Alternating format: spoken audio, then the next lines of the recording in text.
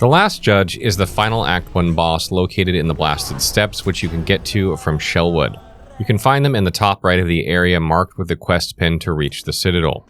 The closest bench to the last judge is next to the Bell Station located in the northwest of Blasted Steppes, which can be a tough run back if you go through the wrong path.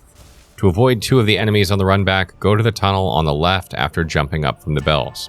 In this boss fight, there aren't very many attacks to memorize, making it mostly a game of reading her pre-animations to dodge attacks. For equipables in this fight, I found that the Pullet Pouch combined with the Boomerang was fantastic for damage, since she's a rather large target and can get hit with a bunch of ticks if you position yourself correctly. The start of the fight has decent positioning, and it's especially effective against the spinning attack, since few other attacks can reach her while she does this. Threadstorm and Silk Spear are very likely your only abilities at this point in the game. Threadstorm is mostly useless, but you can use Silk Spear in the same scenarios you would use the Boomerang. One more really important tool for this fight is the Magma Bell, which you can get from the Forge Daughter in the Deep Docks. This will reduce some damage you take in the fight from 2 masks to 1, which is insanely good for survivability. Starting off the attacks in her kit, her most common attack is a jumping attack where she jumps towards Hornet and smashes down her bell. This is pretty easy to dodge using the dash since it has a small hitbox, and you can get in a few hits after she lands. She only has 2 other attacks in this phase, which can be hard to dodge at first but are easier when you learn the pre-animations. First, her bell throw attack where she throws her bell towards Hornet and then pulls it back towards her. For this attack, she starts by aiming her bell like a shot put for a second, and you want to stay right next to her when you see her start this animation to get 1 or 2 attacks in, then pogo to dodge the incoming bell as it comes back.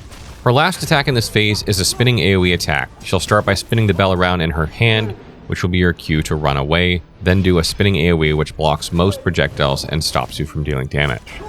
The easiest way I found to deal damage while she's doing this is by using the Boomerang or Silk Spear, since those go right through the spin.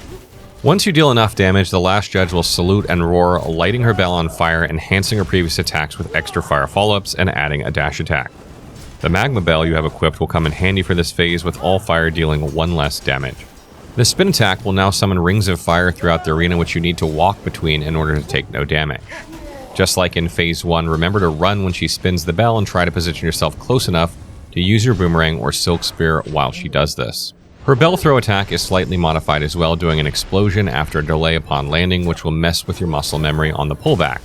Try to just get 1 hit and pogo for safety, and use the Drift Cloak to stay in the air if she pulls it back later than you expected. The jumping attack will now be much more deadly, setting the entire floor on fire right after she lands. I always just pogo this attack to dodge the floor while dealing damage, with the timing to jump being the moment she lands. Lastly for this phase, her new attack is a dash attack which summons pillars of fire behind her.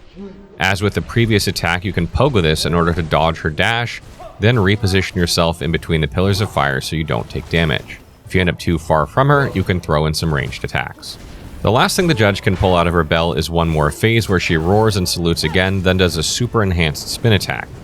This spin attack will last much longer, spawning the rings of fire 4 times.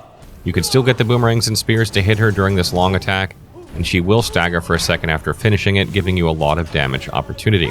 Besides that attack, the phase will continue the same as in phase 2. To summarize, use the boomerang with Pullet Pouch and Silk Spear, use the correct run back method, and try to read her animations before she attacks so you know exactly what to do.